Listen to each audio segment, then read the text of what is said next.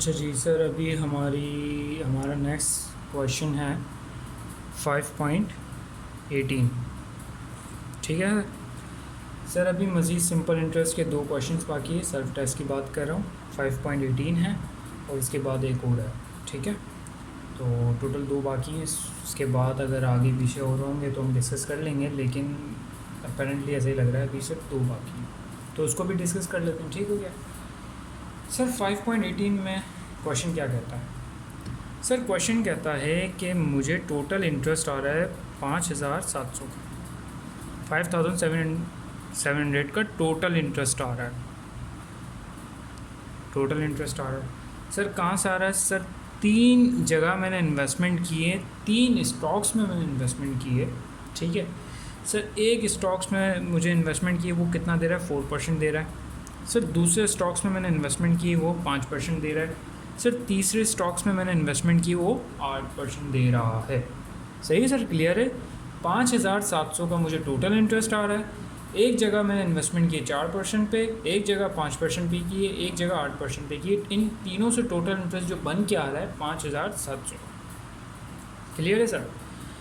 Sir फिर ये कहता है कि इस पेन को ले लेते ना, फिर ये कहता है जो मैंने 4% पे इन्वेस्टमेंट की ना, मैंने जो 4% पे इन्वेस्टमेंट की ना, वो 20,000 ज़्यादा, 20,000 ज़्यादा किए 5% से। ठीक है ना, मतलब मैंने 5% पे कितनी इन्वेस्टमेंट की है? एक्स, ये मुझे नहीं पता, लेकिन जो मैंने 4% पे इन्वेस्टमेंट की वो 20,000 इससे ज़्यादा किए।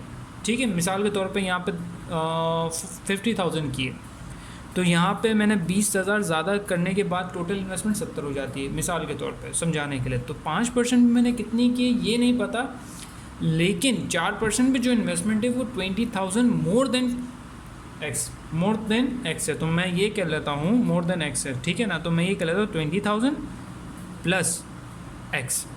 ठीक है, मैं कह रहा हूँ ना, ये दोनों को इन्वेस्ट किया मैंने 4% पे, और 5% पे मैंने कितना इन्वेस्ट किया ये नहीं पता। ठीक हो गया सर, ये क्लियर है।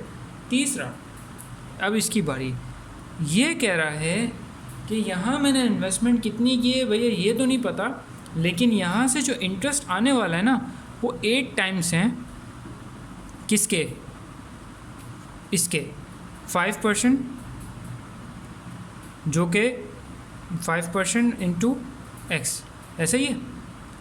मतलब आप इसको यूँ लिख सकते हो कि इससे जो मेरा इंटरेस्ट आएगा x इंटू 5% इंटू 1, एनुअल की बात हो रही है, x से ये। ठीक है, ये 8 टाइम्स होगा। ठीक है, 8 ने मल्टीप्लाई करोगे तो उसका इंटरेस्ट आ जाएगा। सही सर, दोबारा से एक थोड़ा सा टेक्निकल सवाल है, इसको दोबारा से डिस्कस कर लेते हैं। सर टोटल मेरे पास इंटरेस्ट आ रहा है 5,700। मैंने 3 जगह इन्वेस्टमेंट किए हैं। एक जगह एक इन्वेस्टमेंट 4% पे की, दूसरी इन्वेस्टमेंट 5% पे की, तीसरी इन्वेस्टमेंट मैंने 8% पे की है। सर मैंने 5% पे इन्वेस्ट कितना किया ये मुझे नहीं पता, तो मैंने एक्स लिख दिया। लेकिन सर कह रहा है कि 4% पे मैंने ना 20,000 ज़्यादा किए। कितनी 20,000 ज़्यादा किए किसके मुकाबले में? 5% के मुकाबले में। तो मैंने कहा एक्स है और प्लस 20,000।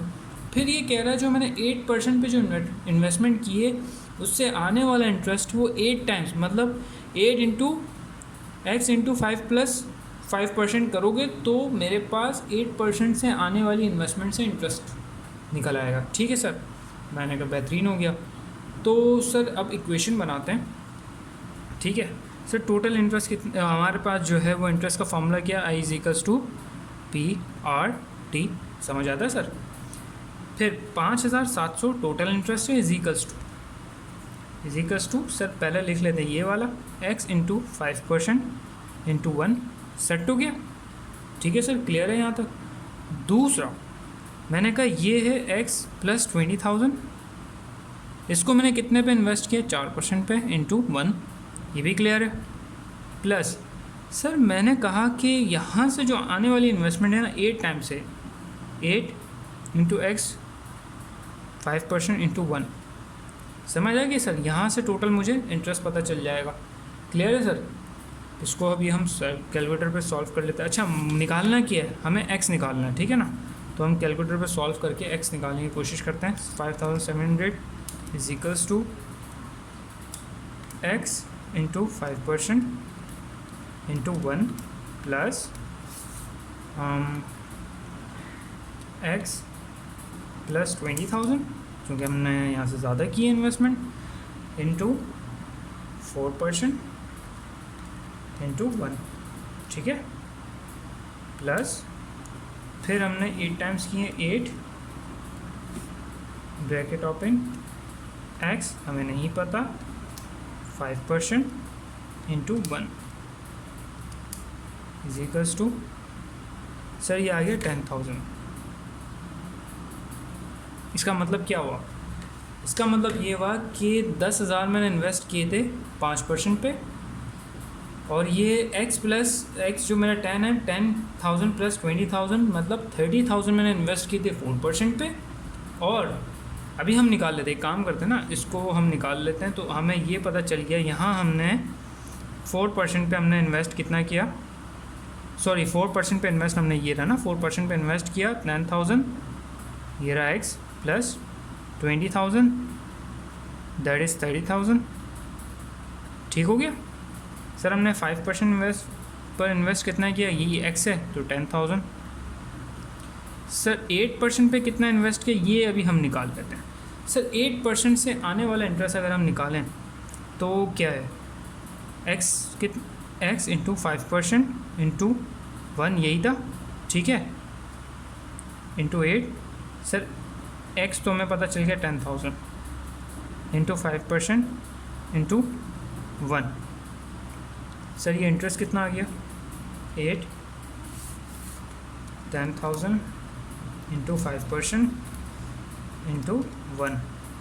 सर ये मेरे पास इंटरेस्ट आ गया 4,000, ठीक है, 4,000 आ गया। अब वही PRT 4,000 is equals to P मुझे नहीं मालूम, तो x इंटू रेट कितना है 8% इंटू 1। तो सर आप इस तरह निकालें 4,000 is equals to x into 8% into 1। Sir आपके पास x कितना आ गया यहाँ पे जो x आ रहा है वो 50,000, मतलब हमने यहाँ पे 50,000 इन्वेस्ट किया।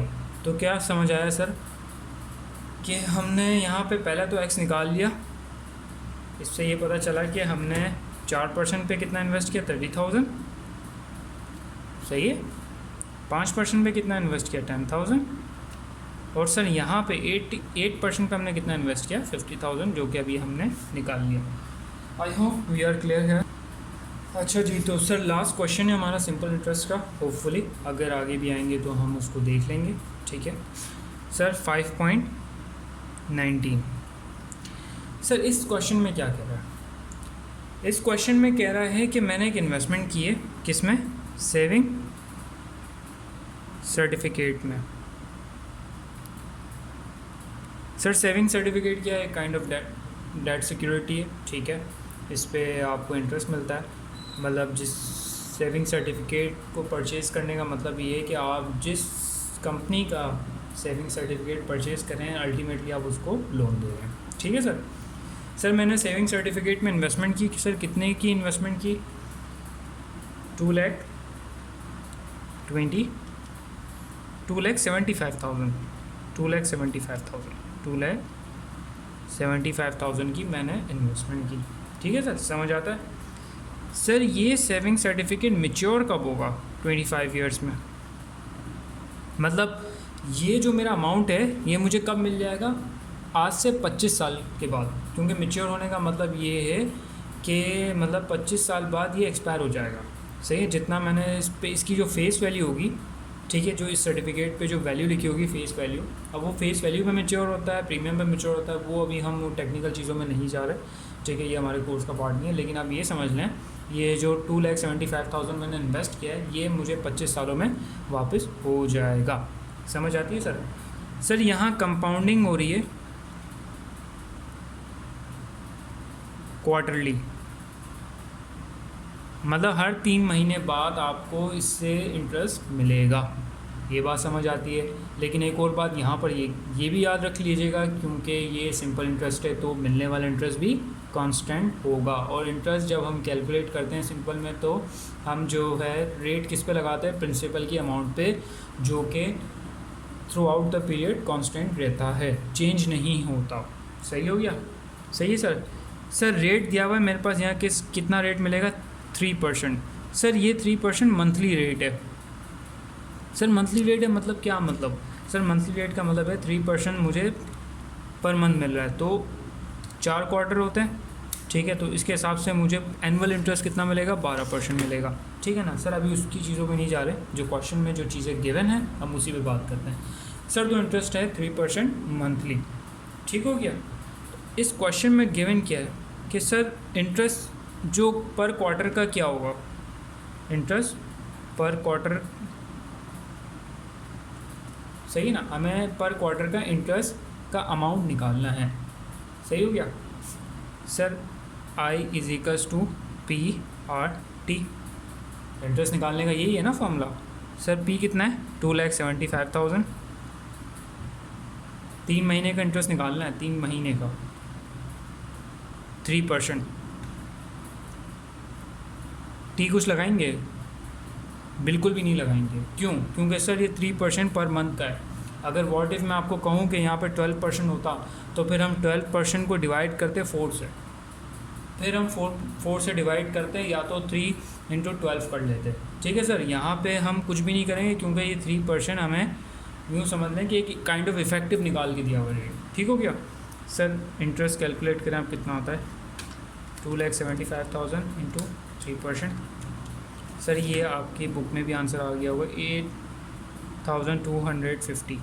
इसका मतलब क्या हुआ कि जो मुझे हर 3 मंथ्स बाद जो मुझे इंटरेस्ट मिलेगा क्वार्टरली बेसिस पे, वो 8,250 रुपीज़ का मिलेगा, ठीक हो गया सर। सर एक बात नोट करें कि अगर सिंपल इंटरेस्ट में कंपाउंडिंग एनुअल हो रही है, सही है, सेमी एनुअली हो रही है, क्वार्टरली हो रही है, डेली बेसिस पे हो रही है, मंथली हो रही है। अगर व्हाट इफ़ के मैं कहता हूँ कि एक एक चीज़ समझाने के लिए कि मैं आज 100 रुपये इन्वेस्ट करता हूँ, मुझे 10% इस पर सिंपल इंटरेस्ट मिल रहा है, तो पर एनम का मुझे इंटरेस्ट मिलेगा 10 रुपये। सर अगर मैं इसकी कंपाउंडिंग मंथली भी कर लूँ ना और डेली भी कर लूँ, तो एनुअल बेसिस पे मुझे टोटल यही मिलेगा, सही है। अभी आपको ये बात अच्छे से जब क्लियर होगी, जब हम कंपाउंड इंटरेस्ट इंशाल्लाह इसी वीडियो के बाद जो है स्टार्ट करेंगे, तो वहाँ ये चीज़ क्लियर हो जाएगी। क्योंकि हम कंपाउंड इंटरेस्ट जब कंपाउंड इंटरेस्ट में जाएंगे, हम देखेंगे ना कंपाउंडिंग अगर मंथली हो रही है, डेली हो रही है, एनुअली हो रही है, तो उस केसेस में आपके इंटरेस्ट की अमाउंट चेंज हो रही होगी। सिंपल इंटरेस्ट में क्यों चेंज नहीं हो रही? क्योंकि हम एक कांस्टेंट रेट पे, कांस्टेंट अमाउंट पे रेट अप्लाई करें। कांस्टेंट अमाउंट मतलब प्रिंसिपल पे अमाउंट, प्रिंसिपल की वैल्यू पे अमाउंट जो रेट जो है अप्लाई कर रहे हैं, सही है। जब भी हमारी जो इंटरेस्ट का अमाउंट है वो कांस्टेंट है, ठीक है सर। ये वजह, अगर आप इसको 365 डेज से भी कंपाउंडिंग कर लेना सिंपल इंटरेस्ट में, तो आपका एनुअल बेसिस पे इंटरेस्ट का अमाउंट वही आएगा। अगर आप डायरेक्टली जो है एनुअली निकालते तो वही अमाउंट आता, अगर आप डेली निकालते वही सेम अमाउंट आएगा, ठीक हो गया sir. I hope we are clear है।